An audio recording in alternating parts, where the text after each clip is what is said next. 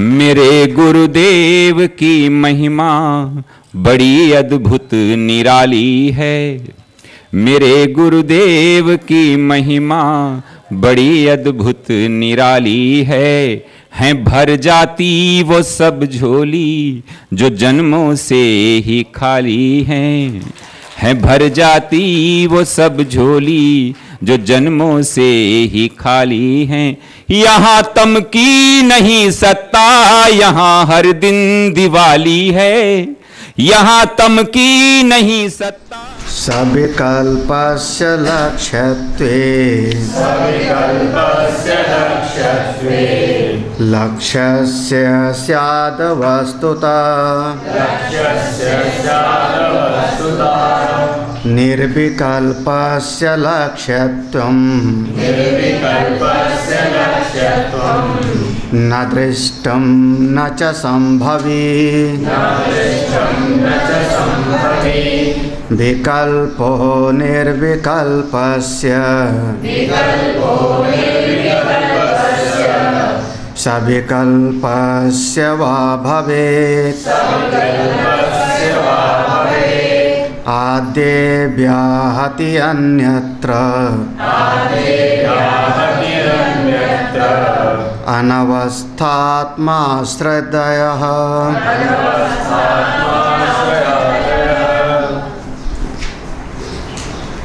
इस पूरे प्रसंग में जो प्रसंग लिया है तत्त्वमसि महावाक्य का विचार कैसे करना चाहिए। तो तत्त्वमसि आदि जो महावाक्य हैं श्रुति के, वेद भगवान के, जिनमें जीव और ब्रह्म की एकता का निरूपण है, आत्मा और ब्रह्म के एक स्वरूपता का निरूपण है, क्योंकि आत्मा भी सच्चिदानंद है और ब्रह्म भी सच्चिदानंद है। दोनों में थोड़ा सा जो शब्द हमारे हैं श्रुति के, हर शब्द का भाव बिल्कुल अलग होता है, एक ही नहीं होता। तो इसमें सावधानी पूर्वक समझना पड़ता है कि कोई ऐसा साधक है, कोई साधक जो साधना करते करते सत्संग सुना, श्रवण किया, मनन किया, निधिध्यासन किया और श्रवण करते करते करते उसने अपने स्थूल शरीर का निषेध किया, मैं स्थूल शरीर नहीं हूँ, कारण शरीर को किनारे किया, कारण शरीर नहीं हूँ, 5 कोष को एक एक करके जैसे भी बताया था व्यतिरेक के माध्यम से, मैं अन्नमय कोष नहीं हूँ, प्राणमय, मनोमय, विज्ञानमय, आनंदमय कोष नहीं हूँ।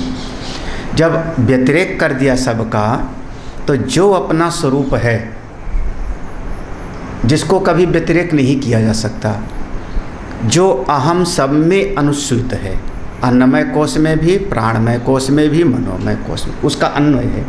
तो जब उसकी अनुभूति हुई अपने भीतर, तो हमने उसको कहा अब इसने आत्मज्ञान को प्राप्त किया, ये आत्मज्ञानी है। जब अपने इन 5 कोष, 3 शरीर, 3 अवस्था को किनारे करते करते भीतर प्रवेश किया समाधि की स्थिति में, तब जो अनुभूति हुई वो अपने आत्मा का अनुभव किया। आत्मा कैसा है अपना? मैं हमेशा हूँ सत, मैं अपने आप को जानता हूँ चित, और मैं अपने आप से प्रेम करता हूँ, यही है आनंद। पहले भी कहा था अभाने ना परम तत्प्रेमार्थ अन्यत्र। तो ये जो अपना स्वरूप का अनुभव हुआ, अपने स्वरूप का, इसको हमने कहा आत्मा। लेकिन ध्यान में 24 घंटे तो नहीं बैठ पाएगा ना, उसको प्यास लगेगी तो उठना पड़ेगा। सुखदेव भगवान को भी स्नान करने के लिए नदी में तो जाना पड़ेगा, कंद मूल फल तो खाना पड़ेगा। तो जैसे ध्यान से उठेंगे तो ये जो बाहर का जगत है वो हमको अपने आत्मज्ञान से खींच के बहिर् जगत में ले आवेगा। देखो देखो सामने शेर आ गया, देखो देखो ये सामने अमुक कांटे वाला पेड़ आ गया, बच के चलो। तो जब हमारी चित्तवृत्ति को ये बहिर् जगत की तरफ खींच के लाया, तो हमारा जो अपने आत्मज्ञान का आनंद था, और आत्मज्ञान का आनंद थोड़ा सा कट गया। क्योंकि बाहर सड़क पर गड्ढा है तो हमको बचाना पड़ेगा, बाहर कांटे हैं तो हमको बचना पड़ेगा, बाहर कोई ऐसी चीज़ है, फल फूल है तो हम उसको सोचेंगे ले लो, क्योंकि किसी समय हमको भोजन करना होगा। तो बाहर का जो जगत दिखाई पड़ रहा है, इसमें हे उपादेयत्व बुद्धि हो जाती है। ये त्याग करने लायक है और इसको ग्रहण करने लायक है। हे माने त्यागना और उपादेय माने पकड़ना, और ये हमको अपने स्वरूप से बाहर की तरफ खींच लाता है और फिर हमारे चित्त को कभी कभी विचलित करता है। तब संत ने कहा अब तुम सारी सृष्टि का विवेक करो, ये सृष्टि कैसे बनी इसका विवेक करो। ये जो सृष्टि दिखाई पड़ रही, चाहे जितने नाम रूप हों, देव तिर्यंग नर आदय, देवता का शरीर, कीड़े मकोड़े का शरीर या मनुष्य का शरीर, जितना कुछ दिखाई पड़ रहा है, ये सब के सब कैसे बने? मिट्टी से। मिट्टी कैसे बनी? जल से। ऐसा प्रसंग आया। जल कैसे बना? अग्नि से। अग्नि कहाँ से बनी? वायु से। वायु कहाँ से बना? तो हमने किया क्या कि जितनी देह हैं, देव तिर्यंग नर आदि जितने शरीर हैं, सब को हमने व्यतिरेक कर दिया मिट्टी में। हाँ, क्योंकि मिट्टी में कोई आकार नहीं है। हाँ, जब हम मिट्टी को पकड़ लिए तो मिट्टी की दृष्टि से कोई घड़ा कुल्हड़ नहीं है, तो हमने नाम रूप का कर दिया व्यतिरेक। फिर पृथ्वी को हमने जल में कर दिया व्यतिरेक, क्योंकि जब जल को हमने पकड़ लिया मूल कारण को, तो वहाँ पृथ्वी का व्यतिरेक हो गया। फिर जल को हमने अग्नि में, जब अग्नि को देखा तो वहाँ पर हमने अब जल को व्यतिरेक कर दिया। अन्वय व्यतिरेक के माध्यम से विचार करते करते जब हम पहुँचे आकाश तक, बियद आकाश तक, कि आकाश को, तो आकाश का व्यतिरेक हमने कर दिया हिरण्यगर्भ में। वो कहाँ जाके लीन हो गया? हिरण्यगर्भ में। और हिरण्यगर्भ कहाँ से आया? उसका व्यतिरेक हो गया ईश्वर में। याद है? माया उपाधि जिसकी है ईश्वर में। जब वहाँ व्यतिरेक हो गया तो ईश्वर भी माया की उपाधि से है। जब ईश्वर की उपाधि को भी हमने किनारे कर दिया, माया को भी, तो देखो सारे ब्रह्मांड का, पहले हम अपने आप का विवेक कर रहे थे, अब सारे ब्रह्मांड का विवेक किए। तो जब ईश्वर ने माया की उपाधि का व्यतिरेक कर दिया, तब जो सत्ता मिली, मूल सत्ता, उसको हमने कहा ब्रह्म। तो व्यष्टि की सत्ता है आत्मा और समष्टि की मूल सत्ता है ब्रह्म। ठीक है? जब हमको ब्रह्म हम कहते हैं तो समष्टि की दृष्टि से कहते हैं, और आत्मा कहते हैं तो अपने व्यक्तिगत साधना की दृष्टि से कहते हैं। अब आगे क्या है कि वो जो ब्रह्म का लक्षण है, वो ब्रह्म भी सत है, चित है और आनंद है। जैसे हमने पहले अपना चिंतन किया था कि आत्मा मेरी सत है, चित है, आनंद है, ब्रह्म भी जो समस्त ब्रह्मांड की सत्ता, वो भी सत है, चित है और आनंद है। तो चूंकि ये भी आत्मा भी सत, ब्रह्म भी सत, तो दो सत नहीं हो सकते। वास्तव में अयम आत्मा ब्रह्म, हमारी अपनी आत्मा ही ब्रह्म है। तब इस स्थिति में ऋषि कहते थे अहम ब्रह्मास्मि, मैं ब्रह्म हूँ। हाँ, एक पूरे सिद्धांत को अच्छी तरह से समझना चाहिए। तो हाँ, तो अब ये जो अपना आत्मा हुआ, आत्मा ही ब्रह्म है, कैसे जानूं? तो उपदेश दिया तत्त्वमसि आदि महावाक्य का विचार करो। कैसे विचार करें? तो 3 लक्षण बताया, जहती लक्षणा, अजहती लक्षणा और भाग त्याग लक्षणा के माध्यम से। जब विवेक किया हमने तो ईश्वर की उपाधि को किनारे कर दिया माया, जीव की उपाधि को किनारे कर दिया अविद्या। अब तो क्लियर हुआ ना पूरा? तो जब दोनों को हमने किनारे कर दिया उपाधि को, जैसे हमने एक दृष्टांत दिया था, एक राजा और एक भिखारी, हाँ, या एक अफसर है और एक चपरासी है, तो दोनों ने अपनी अपनी उपाधि को किनारे कर दिया, तो दोनों मनुष्य मात्र हैं। वैसे ही जीव और ईश्वर, ईश्वर सर्वज्ञ है, जीव अल्पज्ञ है, क्योंकि अविद्या की उपाधि है। ईश्वर सर्वनियंता है, सर्वशक्तिमान है, और जीव के पास में जरा भी ज़्यादा शक्ति ही नहीं, अल्प शक्ति वाला है। तो शक्ति को किनारे कर दिया, उसकी सर्वशक्ति को, जीव की अल्प शक्ति को किनारे कर दिया, उसकी सर्वज्ञता को, जीव की अल्पज्ञता को किनारे कर दिया। ये उपाधि है। तो बचा क्या? केवल तत्व ही बचा। जैसे वो राजा और भिखारी दोनों मनुष्य मात्र हैं, वैसे ही जीव और ईश्वर दोनों एक ही सत्ता हैं। उस सत्ता को हम कहते हैं निर्विकल्प स्वरूप। अब जो हमने निषेधा अवधि साक्षी है, निषेधा अवधि साक्षी परिशेष न्याय से जिसका हमने चिंतन किया, वो है हमारा निर्विकल्प तत्व। अब कुछ शब्द का संस्कार डालते जाओ। हाँ, तो उसको हम कहते हैं अपना ब्रह्म स्वरूप, अपना सत्य स्वरूप। अब इसको जब कहना चाहो तो इसको मैं कहता हूँ, जब वहाँ पहुँच गए उपाधियों का निषेध करके, तब उसको हम कहते हैं परमात्मा। हाँ, वहाँ पर उसको भगवान नहीं, भगवान और ईश्वर तो हमने माया की उपाधि वाले को कहा है ना, जहाँ पर कोई न कोई विकल्प होता है, क्योंकि भगवान में 6 विकल्प हैं। उन भगवान हम कहते हैं जिनमें 6 चीज़ें पूरी की पूरी हो में, समग्र ऐश्वर्य, समग्र यश, समग्र धर्म, समग्र वैराग्य, समग्र ज्ञान, समग्र श्री। 6 चीज़ें संपूर्ण मात्रा में हों तो उसको हम कहते हैं ईश्वर। तो वहाँ विकल्प तो हुआ ना, क्योंकि धर्म भी है तो वैराग्य भी है, ज्ञान भी है तो यश भी है। विकल्प तो हुआ, इसका नाम है विकल्प। विकल्प माने 2 बातें एक साथ आवें, उसको हम कहते हैं विकल्प। बिल्कुल आसानी समझना। निर्विकल्प माने जहाँ पर 2 बातें आवें ही ना। हाँ, अच्छा अब समझो, तुम पुरुष हो कि स्त्री, इसमें विकल्प है? हाँ, इसमें विकल्प है ना। अच्छा, तुम चेतन हो कि नहीं, जिंदा हो कि नहीं, विकल्प है इसमें? कहा बोल दिया है? हाँ, जिंदा हो, इसका विकल्प बताओ। हाँ, तुम जिंदा हो कि नहीं, इसका कोई विकल्प? ये निर्विकल्प है। लेकिन हो सकता है कि हाँ, बहुत सारे ऐसे हैं जो पुरुष शरीर में ही स्त्री जैसा व्यवहार करते हैं, और बहुत सारे ऐसे हैं जो स्त्री शरीर में पुरुष जैसे होते हैं, रानी लक्ष्मीबाई, अहिल्याबाई जैसे, दुर्गावती जैसे।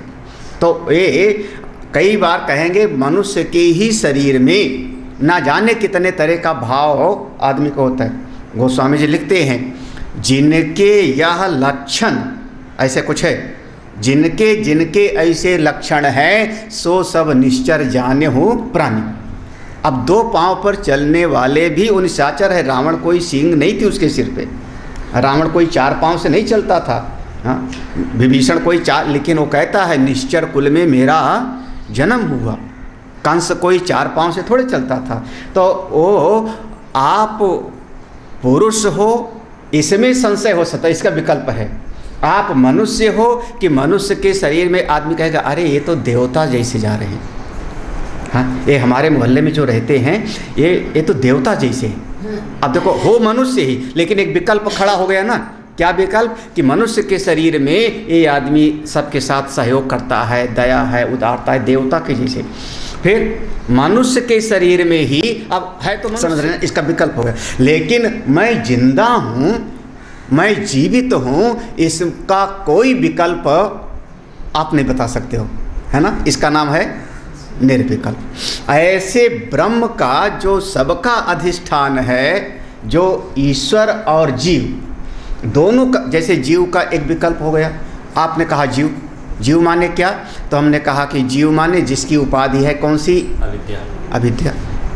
फिर अविद्या उपाधि है, इतना ही तो कहेंगे नहीं, कारण शरीर अभिमानी, याद है ना, कारण शरीर अभिमानी। फिर देखो विकल्प क्या हुआ? मलिन सत्व अबे 2-3 बातें बताई ना हमने। हाँ, ये भी बताया, वो भी बताया, फिर और कहना होगा तो जो कर्ता ज्ञाता भोक्ता है उसका नाम है जीव, जो अहंकार वाला है उसका नाम है जीव। तो इसमें जीव की परिभाषा करना होगा तो कई बातें सामने आएगी, तो विकल्प हो गया। हाँ, चेतन का कोई विकल्प नहीं, तो आत्मा है निर्विकल्प और बाकी सब हैं सब विकल्प। पूछने वाले ने पूछा, अब यहाँ पर एक न्याय दर्शन का प्रसंग है, ये पूरा दर्शन का विषय है। अब यहाँ पर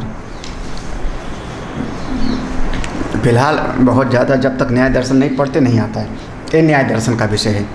तो पूछने वाले ने पूछा कि ये बताओ, जिस तत्व को तुम बता रहे हो आत्मा या सच्चिदानंद ब्रह्म, वो निर्विकल्प है कि सविकल्प? निर्विकल्प है कि सविकल्प? क्योंकि सविकल्पस्य लक्ष्यत्व, सविकल्प का एक का दूसरे में व्यतिरेक हो जाता है। सविकल्प जो होगा एक को दूसरा काट देता है, व्यतिरेक हो जाता है। व्यतिरेक समझना, निषेध हो जाता है, इसलिए वो मिथ्या है। जैसे समझना, हमारा स्थूल शरीर है, ये विकल्प है, सविकल्प है। तो स्थूल शरीर का स्वप्न अवस्था में व्यतिरेक हो गया, और चूंकि स्वप्न अवस्था में ये शरीर नहीं है इसलिए ये शरीर हो गया मिथ्या। ठीक है ना? हमारा हाथ है, ये सविकल्प है, क्योंकि किसी दिन डॉक्टर कहे कि अब आपका हाथ काम का नहीं, काटो, तो उसको काट करके उसने अलग कर दिया। जब अलग कर दिया काट करके, देखो तो हुआ क्या, वो सड़गल गया, वो मिथ्या हो गया, गायब हो गया, गायब हो गया। अब जब वो हाथ गायब हो गया उसको हम कहते हैं मिथ्या। हाँ, आपकी संज्ञा बदल जाएगी, हो गया ना। आज हमको इस नाम से बुला रहे हैं, हाँ, कल हमारी संज्ञा बदल जाएगी। इसका बदल गई, इसका मतलब वो पहले जो था वो भी मिथ्या, उसको हम ना समझी के कारण सत्य मानते थे, ना समझी के। बचपना चला गया ना, बचपना चला गया ना, हाँ, वो चला गया, बचपना चला गया तो युवावस्था आई, तो वो हो गई मिथ्या हमारी। सविकल्प में मिथ्या होता है और निर्विकल्प को कोई देखता जानता नहीं। भाई जीवन को कैसे देखोगे? मैं जीवित हूँ, जीवन का लक्षण दिखाई पड़ता है, जीवन को कोई देखा नहीं। जीवन का एक लक्षण है कि श्वास चल रही है, जीवन का लक्षण है कि हाथ हमारा हिल रहा है, जीवन का लक्षण है कि आँख की पुतलियाँ चल रही, ये जीवन का लक्षण है, इसमें विकल्प है। हाँ, ये जीवन का लक्षण है। हमारा शरीर काम कर रहा है, भूख लग रही है, मैं खाता हूँ, बोलता हूँ, पीता हूँ। अस्पताल में भर्ती हो जाओ तो डॉक्टर अब जीवन का लक्षण ढूंढ रहा है, जिंदा है कि नहीं। हाँ, हमारी समझ में तो जिंदा है। डॉक्टर के पास ले गए तो डॉक्टर ने किया क्या, अब पहले ये नाड़ी लगा के देखा, ऐसे कुछ देखता होगा हाथ हो, हाँ, पल्स रेट चल रही कि नहीं, पल्स रेट नहीं चल रही तो उसने आला लगाया, हार्ट बीटिंग कुछ है कि नहीं, नहीं है, तो फिर उसने पुतली देखी। देखो ये जीवन का लक्षण है, पुतली जीवन नहीं है। हाँ, नस नाड़ी जीवन नहीं है। अब पुतली को देखा, हाँ, पुतली को देखा तो उसने कहा अब कुछ नहीं है, ले जाओ, मिट्टी है, मिट्टी है। हाँ, देखा किसको? हाँ, जीवन को कैसे देखा उसने? हाँ, ये जीवन के लक्षण। अच्छा, बिजली को किसने देखा? सबसे बड़ा वैज्ञानिक एडिसन बिजली का एक मेले में चला गया, साइंस मेला बच्चों का। वहाँ ढेर सारे स्कूल के बच्चों का काउंटर लगा था, सब अपना अपना एक जो है जिसको कहते हैं कुछ प्रोजेक्ट, हाँ, बना के लाए हैं। वो एडिसन को कोई पहचान नहीं रहा था। 2-3 लोगों के साथ में वो भी एक मेज़ पर गया। बच्चे बड़े प्यार से समझाते हैं, ये मशीन देखो ऐसे ऐसे काम करती। एडिसन पूछता, बेटा ये बताओ बिजली क्या है, बिजली काम कैसे करती है? तो मैं बता रहा हूँ ना कि जब इसमें ऐसे ऐसे बिजली जाती है तो ये मशीन चलने लगती है, ये मशीन हिलने लगती है। बिजली क्या है? बच्चा कहता नहीं पता, अपने टीचर से पूछ। सारी मेज़ पर घूमता है, सारी मेज़ पर घूमता है, बेटा ये बता बिजली काम कैसे करती है? ये मुझको पता है। हीटर में लगा दिया तो उसने गर्म किया, फ्रिज में लगा दिया तो ठंडा किया, पंखे में लगा दिया तो हवा दिया, माइक में लगा दिया तो आवाज़ को बढ़ाया, है ना। काम कैसे कर रही है पता है, कैसे उसकी एक पॉजिटिव और निगेटिव है, दोनों को लगाया तो जो दोनों को लगाया तो उसमें एक प्रकाश पैदा हुआ, पॉजिटिव और निगेटिव दो तरह। लेकिन बिजली है क्या? बिजली है क्या? अंत में जब सब बच्चे चक्कर में पड़े तो एडिसन ने कहा, बेटा मेरा नाम थॉमस एडिसन है, सबसे ज़्यादा खोज उसी का है, बल्ब सबसे पहले उसी ने आविष्कार किया था बिजली का, है ना, बल्ब का आविष्कार। और उसके बाद उसके नाम से करीब हजारों जो है रिसर्च जो है पेटेंट हैं। उसने कहा, बेटा बिजली एक शक्ति है, लेकिन क्या है ये मैं भी नहीं जानता हूँ। बिजली क्या है? अच्छा, तार बिजली है जो खंबे पर लटका हुआ है, हाँ तार बिजली है। आपने कहा बिजली चली गई तो तार तो वहीं लटका हुआ है ना, तार तो वहीं लटका हुआ है, बिजली चली गई, बिजली है क्या? हाँ, तो बिजली है निर्विकल्प, और उसमें जो जो लगाया आपने सब है सविकल्प। क्या बात है? हाँ ठीक है ना। हाँ भाई, चेतन है निर्विकल्प, और जो जो लगाया चेतन में, आँख लगाया तो देखा, कान लगाया तो सुना, हाथ लगाया तो क्रिया किया, ये सब है सविकल्प। हाँ, जो सविकल्प होता है वो झूठ होता है, मिथ्या होता है, बदल जाता है, और निर्विकल्प है तो उसको देखा किसने? किसने देखा? और अगर किसी ने भी नहीं देखा, हमारे गुरुजी ने नहीं देखा, उनके गुरुजी ने नहीं देखा, दादाजी भी नहीं देखा, परदादा किसी भी ने नहीं देखा, तो कपोल कल्पित होता है। लो, सिद्धांतता ये है जो तार्किक है, यहाँ पर जो तर्क कर रहा है, कोई ऐसी चीज़ जिसको कभी किसी ने अनुभव ना किया हो, देखा ना हो, वो कपोल कल्पित होती है, पूरी तरह से असत होती है। और अगर कोई चीज़ को अनुभव किया तो सविकल्प होगा। क्या फंसाने का कोशिश किया है? तो अगला जो श्लोक है फिर से पढ़ लो एक बार। ये श्लोक उत्तर है, वो इसको कहते हैं, ये जो उत्तर है इस उत्तर को कहते हैं, उसी के प्रश्न से उसी को उत्तर दिया है। हाँ, उष्ट्रलकुटी न्याय। हाँ, उष्ट्रलकुटी न्याय सुना है कभी? रेगिस्तान में ऊंट जाता है, ऊंट के ऊपर आदमी बैठा चला जा रहा है, बड़े अब इतने ऊंचे पर ऊंट पर बैठा हुआ है, ऊंट के ऊपर बैठा हुआ है, तो ऊंट के ऊपर ही एक लाठी रखता है, ऊंट के ऊपर ही लाठी रखता है। तो वो बेचारा ऊंट उस लाठी को ढोता है, क्योंकि उसी के ऊपर रखा हुआ है। और जैसे ऊंट दाएं बाएं करता है तो ऊंट का जो मालिक है उसी के ऊपर की लाठी को उठा करके धड़ाक से 2 लाठी मारा, 2 लाठी मार करके ऊंट को सही रास्ते पे लाया, और लाठी को फिर रख दिया किसके ऊपर? ऊंट। तो जो अपनी लाठी को खुद ढो रहा है, उसी के तर्क से उसी को काटना, इसको कहते हैं उष्ट्रलकुटी न्याय। आपके विचार में हम दोष दिखा देते हैं। कैसे दिखाते हैं? एक बार फिर पढ़ो तो देखो, कोशिश करना समझने का।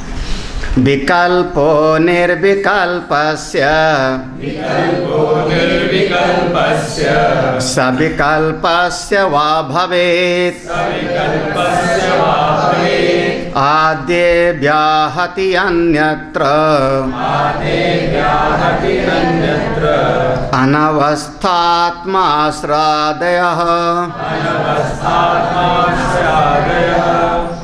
हाँ, विकल्पो निर्विकल्पस्य, निर्विकल्प का निर्विकल्पस्य, निर्विकल्प का विकल्प हो नहीं सकता, निर्विकल्पस्य विकल्पः, निर्विकल्प का विकल्प हो नहीं। और अगर सविकल्पस्य, अगर निर्विकल्प का आप कह दो सविकल्प है, तो आद्य शुरुआत में सबसे पहले बदतो व्याघात दोष होता है, व्याहति, बदतो व्याहत, बदतो व्याघात दोष होता है। और नहीं आप कहो नहीं सविकल्प का ही सविकल्प होता है, तो अन्यत्र अनवस्था दोष होता है, आत्माश्रय दोष होता है, आदयः, आदया माने चक्रिकापत्ति दोष होता है। ये दोष हैं। अब थोड़ा सा इस बात को समझने के लिए कोशिश करो। जब हम कोई बात बोलते हैं तो हमारी भाषा, जो हमारी वाणी है, उसमें 4 दोष नहीं होना चाहिए। अगर 4 दोष होगा तो हमारी वाणी शुद्ध नहीं है, फिर उसको हम कहेंगे गंवार की भाषा है। 4 दोष नहीं होना चाहिए। पहला दोष कहते हैं बदतो व्याघात दोष। ये पहला दोष होता है बदतो व्याघात दोष। बदतो व्याघात, बदत माने बोलने वाला, व्याघात माने प्रहार करना, व्याघात माने काट देना। जो शब्द हमने बोला, अपने ही शब्द से अपनी बात को मैं काट दूं, बहुत बड़ा दोष है। जो हमारे न्याय दर्शन में दृष्टांत दिया ना, न्याय दर्शन में तो दृष्टांत थोड़ा सा अजीब सा दिया। उनका जैसे किसी ने कहा मेरी माँ बंध्या थी, मेरी माँ बांझ थी, तो तुम कहाँ से पैदा हो गए? हाँ, अपनी वाणी को आपने काट दिया। मेरे पिता नपुंसक थे, तो अपनी वाणी को आपने अपनी ही भाषा से काट दिया। ये है न्याय दर्शन का दिया हुआ दृष्टांत। हमने उसको सरल भाषा में ले आए, घर की भाषा में। बदतो व्याघातो, ठीक है ना? ये पहला दोष नहीं होना चाहिए हमारी वाणी में। ठीक, चलेगा? अगला दूसरा दोष होता है, उसका नाम है आत्माश्रय दोष। कर्तृ-कर्म विरोध। ये बहुत बात तक इसको समझना पड़ेगा आप लोगों को। कर्तृ-कर्म विरोध। कर्ता स्वयं अपने कर्म को, अपना आप में ही कर्म नहीं हो सकता। कर्तृ-कर्म आत्माश्रय दोष हो जाएगा। स्वात्मनि गमन असंभवात्, ये सब कर्तृ-कर्म विरोध। नहीं समझ आ रहा ना? मैं दृष्टांत दे देता हूँ तो समझो। आत्माश्रय दोष माने क्या होगा? तो आत्माश्रय दोष माने जैसे किसी ने पूछा, जो दृष्टांत दे के समझाया यहाँ पे, दृष्टांत ये दिया कि किसी ने पूछा पानी कहाँ से आया, पानी कैसे हुआ? तो बताने वाले ने कहा जल से पैदा हुआ, जल से आया। मतलब समझे यहाँ पे एक दोष हो गया ना, क्योंकि पानी और जल दोनों अलग अलग नहीं। तो पानी तो जल है, और आप इसको कहते आत्माश्रय दोष। थोड़ा और कहूँ, मेरी आँख बहुत सुंदर है। महाराज क्या बात है, सही है वचन? सही है वचन? मेरी आँख बहुत सुंदर है। हाँ, कल ध्यान में बैठे थे तो मेरी आँख के अंदर जो काली काली सी पुतली है ना, बीच में, उसमें चतुर्भुज नारायण दिखाई पड़ रहे थे हमको। सही है? हाँ, भाई आँख सबको देख सकती है, आँख अपने आप को कैसे देखेगी? आँख का काम है सबको देखना, आँख अपने आप को कभी देख नहीं सकती। दर्पण की बात नहीं कह रहा हूँ, दर्पण को किनारे अपना चेहरा, इसको कहते आत्माश्रय दोष। अगर हमने ये कहा कि मैंने अपनी आँख में नारायण को देखा, तो इसका दोष हो गया आत्माश्रय दोष। हम अपने आश्रय स्वयं नहीं हो सकते। ठीक है? हाँ, कोशिश करना सर। कितने दोष हो गए? 2। अपनी भाषा में दोष नहीं होने चाहिए, निर्दोष भाषा होनी चाहिए वाणी। हाँ, तीसरा दोष होता है चक्रिका पत्ती दोष। बड़ा अजीब सा है, चक्रिका, चक्रिका पत्ती। अच्छा, सरल दृष्टांत दूं? मुर्गी हुई और पहले कि अंडा? हाँ, पहले बीज हुआ कि वृक्ष? क्या हुआ पहले? पहले बीज हुआ कि वृक्ष? पहले मुर्गी हुई कि पहले अंडा? एक दोष हो रहा है, एक हमारी भाषा में इसका नाम है चक्रिका पत्ती। आप गोल गोल घूम जाओगे ना, आप गोल गोल घूम जाओगे। कैसे गोल गोल? फिर वृक्ष से अंकुर निकला, अंकुर से फिर पत्तियां निकली, फिर उससे फल हुआ, फिर उससे जो है पेड़ हुआ, पेड़ से फिर बीज हुआ, बीज से फिर अंकुर निकला। तो आप गोल गोल घूमते रहोगे। ये बरगद का पेड़ सबसे पहले कब पैदा हुआ ढूंढते जाओ, चक्रिका पत्ती दोष में फंस जाओगे। ये चक्र का पत्ती दोष में तो वो लोग फंसते हैं जो कहते हैं सबसे पहले जीव कब बना, पहले कर्म हुआ कि पहले जीव बना। वो चक्र का पत्ती दोष में फंस जाएंगे, क्योंकि बिना कर्म हुए जीव बनता नहीं। क्योंकि जीव क्यों बना? अपने कर्मों का फल भोगने के लिए। हाँ, और फिर अगर उसको शरीर नहीं होता तो कर्म वो करता नहीं। तो जो लोग ये प्रश्न पूछते हैं कि फर्स्ट टाइम सृष्टि सबसे पहले जीव कब बना, वो सब के सब चक्र का पत्ती दोष में फंस जाते हैं। इसलिए वो दोष युक्त है, उस पर विचार नहीं करना चाहिए। विचार करना है कि बंधन से हमको छूटना है, हम कारागृह से भवसागर से कैसे मुक्त हों, इसका विचार करो।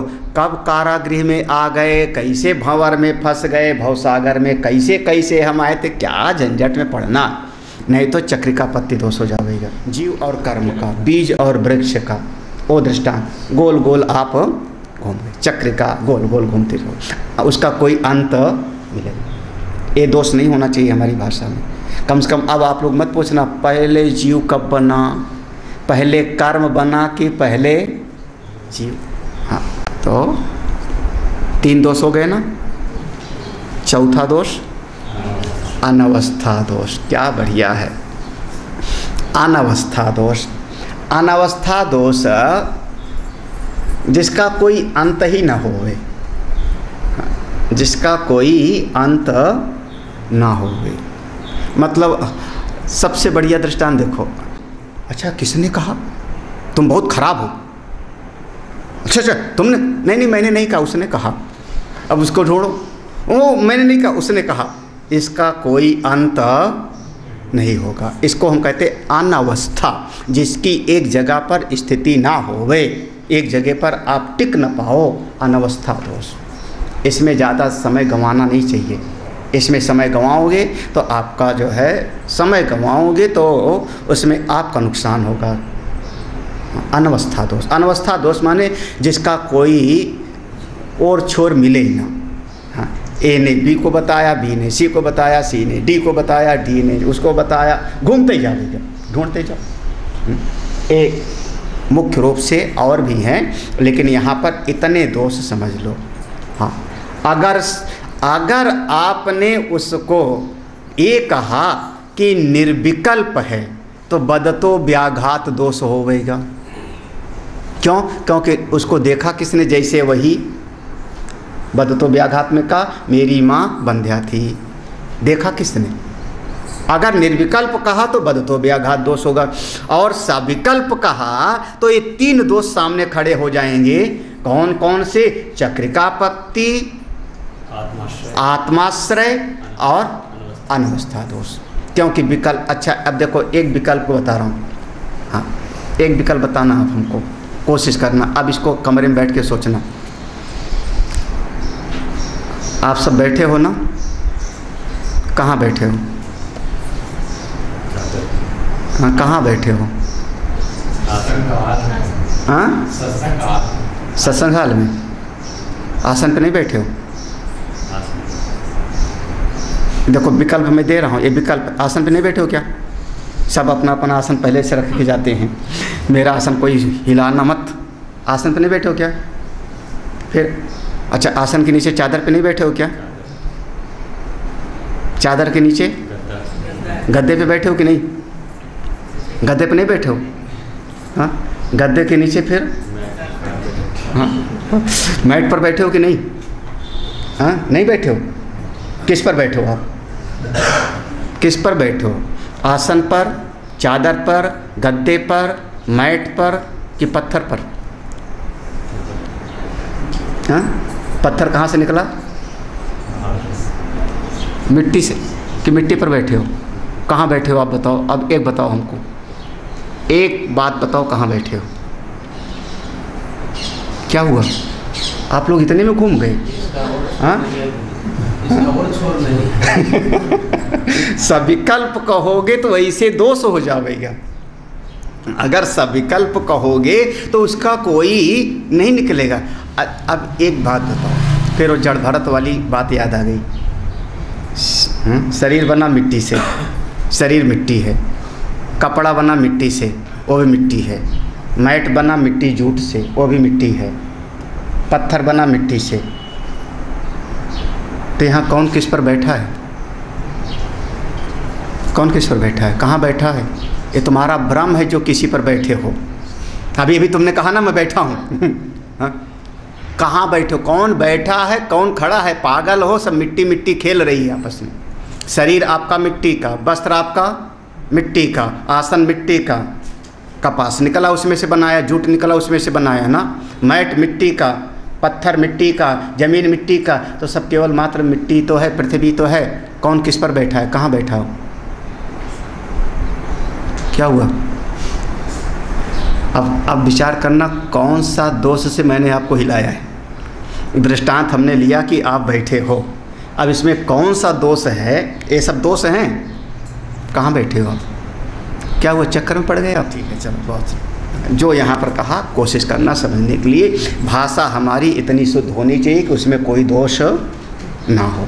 ये 4 दोष हैं। अगर आपने उस ब्रह्म को निर्विकल्प कहा तो बदतो व्याघात दोष होगा, उसको सविकल्प कहा तो आत्माश्रय दोष होगा, अनवस्था दोष होगा, चक्रिकापत्ति दोष होगा। ये दोष हो जाएगा सविकल्प कहने में, फिर उसकी कोई सीमा नहीं। तो इसलिए वो कैसा है आप कहते हैं।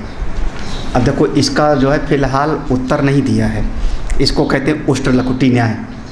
उन्होंने कहा अच्छा न्याय महाराज न्यायिक, हाँ न्याय दर्शन का एक बहुत बढ़िया, अभी भी याद आया था हमको ना, हो न्याय दर्शन में बनारस की घटना है। बनारस में कुछ ऐसे लोग बैठे थे, विद्वान लोग। बनारस में खूब विद्वान लोग हैं, कर्मकांडी भी हैं। तो वहाँ वेदांत वाले भी बैठे हैं महात्मा, न्याय के दर्शन के भी महात्मा बैठे हैं, कर्मकांड वाले भी बैठे हैं, पूजा पाठ वाले भी। चर्चा होने लगी तो चर्चा में एक बात आई, लोहे में भोजन करना निषिद्ध है। एक कर्मकांड का विषय है, कर्मकांड में बिल्कुल निषिद्ध है। लोहे में, लौह पात्र में भोजन करना घोर निषिद्ध है। उससे पाप का भक्षण करता है। पहले के ज़माने में पुराने लोग, दादी लोग कहते थे कढ़ाई में मत खा। तो हमारी दृष्टि में तो न दायां है, न बायां है, न पूरब है, न पश्चिम है, न मिट्टी है, न लोहा है, सब ठीक। वेदांती सब खुश। फंसा वो नैयायिक जो न पक्का वेदांती है न पक्का कर्मकांडी। उससे कहा तुम बताओ लोहे में खाते हो कि नहीं? आप लोग खाते हो कि नहीं? लोहे तो है, लोहे तो है स्टील। उसने नैयायिक ने कहा ना जी, मैं लोहे में थोड़े खाता हूँ। तो नैयायिक कहता है पिठर पाकवादी, हर क्षण नई चीज़ पैदा होती है। हाँ, प्रति क्षण नई चीज़ पैदा होती है। क्षण क्षण में नई नई चीज़ पैदा हो रही है। अरे अंकुर पैदा हुआ ना, फिर अंकुर से तना पैदा हुआ ना, वो नया है। उसके बाद उसमें पत्तियां निकली ना, वो नया है। उसके बाद उसमें प्रतिक्षण नया पैदा हो रहा है, हर क्षण में नया पैदा हो रहा है। तो उसने कहा कि ये जो स्टील है लोहा नहीं है, ये नई उत्पत्ति है। ये नई उत्पत्ति है। हमने कहा नैयायिक ने बिल्कुल बढ़िया बात कही, हर क्षण नई उत्पत्ति है। इसलिए मैं लोहे में नहीं खा रहा हूँ, बल्कि मैं बिल्कुल नए पात्र में खा रहा हूँ। आप लोग समझ लेना। तो ये सब न्याय दर्शन में तरह तरह की बातें हैं। यहाँ पर जो इसने प्रश्न किया है कि वो ब्रह्म सविकल्प है कि निर्विकल्प, तो तुम्हारी बात से तुम ही को समझाते हैं, आओ समझो। तो न्याय दर्शन की एक बात समझ, न्याय दर्शन में 16 चीज़ पर विचार किया जाता है।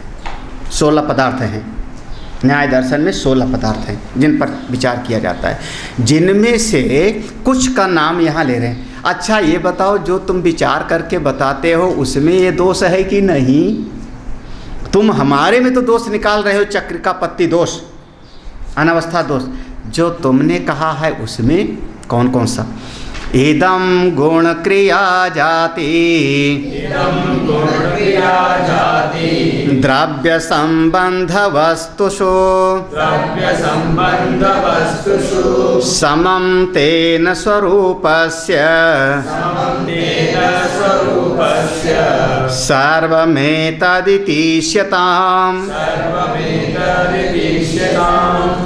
न्याय में जो 16 चीज़ों पर विचार किया जाता है उसमें कुछ यहाँ पर नाम ले लिया। गुण, क्रिया, जाति, द्रव्य, संबंध। चलो इतना नाम ले लिया। गुण, क्रिया, जाति, द्रव्य, संबंध। इनमें भी तो ये सारे दोष आ जाएंगे। हाँ अच्छा एक बात बताओ, द्रव्य सविकल्प है कि निर्विकल्प? द्रव्य सविकल्प है कि नहीं समझ में आया? हाँ नहीं समझ में आया? हाँ चलिए फिर से हमको फिर वही दृष्टांत लाना पड़ेगा। मुक्तानंद जी महाराज वाला है ना। सोना आकार वाला है कि नहीं? असली सोने को देखा? जब देखा उसकी कोई न कोई एक विकल्प था। उसके तरल को देखा होगा, गलाया हुआ तरल को देखा होगा, या फिर उसके बूंद बूंद को देखा होगा, टुकड़े टुकड़े को देखा होगा, टुकड़े टुकड़े को देखा होगा, हार बना हुआ, पायजेब बना हुआ देखा होगा। असली सोने को कहाँ देखा? सोना निर्विकल्प है। हाँ है ना। अगर सोने को निर्विकल्प कहो, द्रव्य को ऐसे सभी द्रव्य को ले लो, सभी द्रव्य को। कटोरी देखा है आपने? जी। कहाँ? ये तो लोहा देख रहा हूँ, स्टील। कटोरी तो हमने नहीं देखा, ये तो स्टील है, गोल गोल सा है। ये तो गोल गोल सी है, स्टील है ना। नीचे टिक जावे इसलिए ऐसा बना हुआ। ये तो इसका रूप है, इसका रूप है ना। आकृति देखा ना, तो आकृति देखा तो आकृति मिथ्या, ये विकल्प है। कटोरी ऐसी भी हो सकती है, छोटी भी हो सकती है, टेढ़ी भी हो सकती है, नीचे चौड़ी भी हो सकती है ना। ये सब विकल्प हो गया ना। कहाँ से देखा? जो द्रव्य है मूल कटोरी। नाम रूप को हटा के बताओ कटोरी कैसी है, कहाँ देखा? तो अगर जितने भी द्रव्य हैं, जितने भी द्रव्य, चश्मा देखा? चश्मा देखा? अब लोग बोलोगे नहीं, तुम्हारा लगाए क्या हो? अच्छा चश्मा देखा कि प्लास्टिक, लोहा, कांच का मिलन देखा? प्लास्टिक है, इसमें लोहा लगा है, कांच लगा, ये देखा ना। प्लास्टिक दिखाई पड़ा, लोहा लगा, कांच, ये देखा ना। तो ये है सविकल्प। चश्मा क्या है? चश्मा जो द्रव्य है, चश्मा जो शब्द बोले, चश्मा। अच्छा लोहा चश्मा है क्या? प्लास्टिक चश्मा है क्या? ग्लास चश्मा है क्या? बोले नहीं। तो ये जो चश्मा रूपी द्रव्य है निर्विकल्प है। अगर ये कहो तो उसमें बदतो व्याघात दोष हो जाएगा द्रव्य में। और सविकल्प कहो कि नहीं नहीं, इसमें लोहा और ये सब मिल करके जो बना उसका नाम है चश्मा, तो इसके कई कई रूप बदल जाएंगे, फिर इसमें अनवस्था दोष हो जाएगा, फिर इसमें चक्रिका पत्ती दोष हो जाएगी द्रव्य में। ऐसे जाति में, जाति माने गाय। गाय सविकल्प है कि निर्विकल्प? हाँ गाय देखा है? अब आप लोग कुछ नहीं बोलोगे यहाँ पे। ऐसे हो गए जैसे कुछ देखा ही नहीं। हाँ अच्छा गाय देखा कि उसके चमड़े को देखा, उसके रोए को देखा, उसके मुंह को देखा, है ना। यही तो, उसके मुंह को देखा, उसकी सींग को देखा, उसके साथ बछड़े को देखा। हाँ वास्तव में गाय निर्विकल्प है कि सब जो जाति है उसकी गोत्व। तो ये जो दोष तुम यहाँ गिना रहे हो ना कि ब्रह्म निर्विकल्प है, तो जो तुम बताए हो कि द्रव्य, गुण, जात, क्रिया, संबंध, समवाय, उसमें सब में ये दोष आ जाएगा। तो तुम पहले अपना तो ठीक कर लो, फिर हम पर आओ बताने को। ये है मतलब इदम गुण, इदम माने ये सारे दोष, गुण, क्रिया, जाति, द्रव्य, संबंध सब में है। समम तेन स्वरूपस्य, सब में आवेगा। तो पहले तुम बताओ, क्योंकि और हमारी दृष्टि में देखो ना, तो हम तो इसको बहुत बढ़िया समझते हैं, हमारे लिए तो बहुत अच्छा है। क्यों अच्छा है? क्योंकि सर्वम एतद, हम सविकल्प को मिथ्या कह ही रहे हैं, और निर्विकल्प तो अपना स्वरूप ही है। जितने विकल्प तुम बता रहे हो, दोष है इसीलिए तो मिथ्या है, उसमें कमी है इसीलिए तो मिथ्या है, उसमें अनवस्था दोष है इसलिए तो झूठ है। अफवाह क्यों? क्योंकि कोई पता नहीं लगता इसलिए वो क्या है? झूठ है ना। अफवाह माने कोई उसका अनवस्था दोष है इसलिए झूठ है। चक्र का पत्ती, क्योंकि उसका अंत पता नहीं लग रहा इसलिए झूठ है। हाँ? मिथ्या का माने क्या? मिथ्या माने जिसकी स्थिति है ही नहीं, तो हमारे लिए शुभ है। हम यही तो कह रहे हैं कि जितना कुछ आप बता रहे हो, ये सब जितना सा विकल्प है वो सब का सब मिथ्या है। तो ब्रह्म सत्यम जगत मिथ्या, जो अपना स्वरूप है वो सत्य। ये तो हमारे लिए भूषण है, ये दूषण नहीं है। हाँ? सब मिथ्या है, विकल्प सारे मिथ्या हैं। एक श्लोक और पढ़ लो जी। विकल्प तद अभावाभ्याम असंस्पृष्टात्म वस्तुनि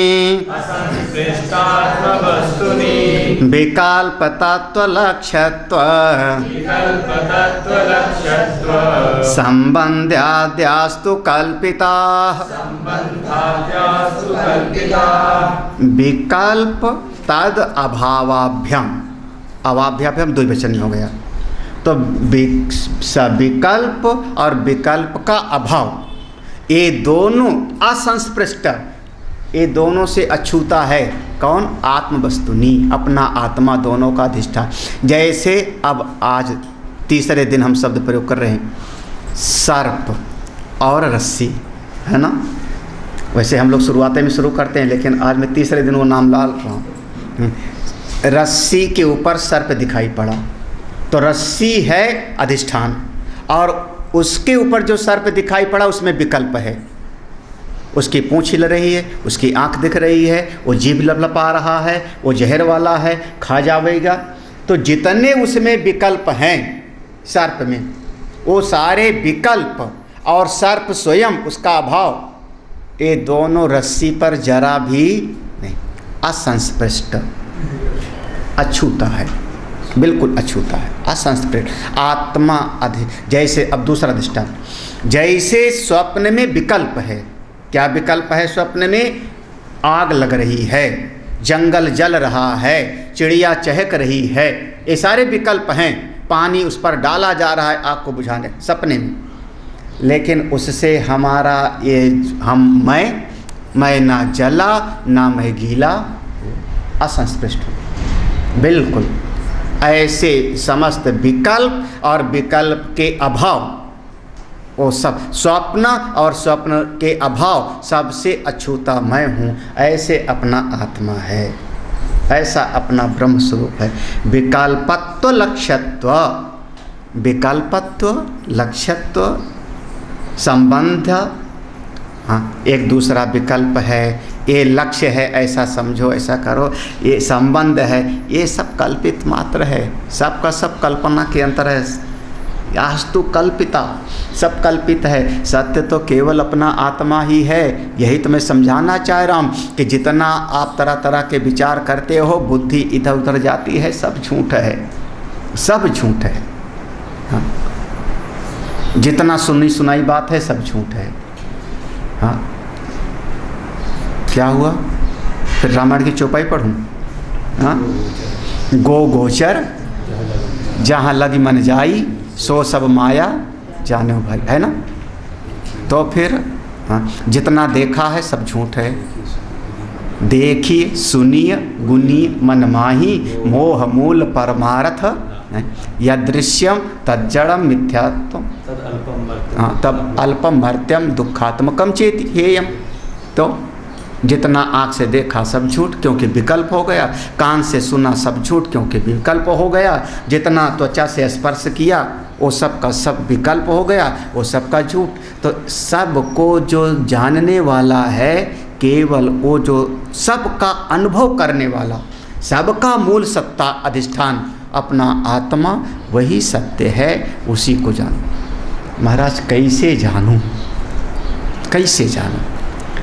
अब कठिन वाला विषय खत्म हो गया। हाँ, थोड़ा सा सांस अच्छी से ले लो। अब कठिन वाला विषय समाप्त हो गया। अब आत्मा को, अपने उस आत्मा को जो निर्विकल्प है, उसको कैसे जानूं? तो कहते हैं श्रवण मनन और निधिध्यासन करो। तो अगला शुरू हो जाता है, श्रवण कैसे करें, मनन कैसे करें, निधिध्यासन कैसे करें, इसका शुरू हो जाता है। जानने का उपाय क्या है, तो हम लोग इसको फिर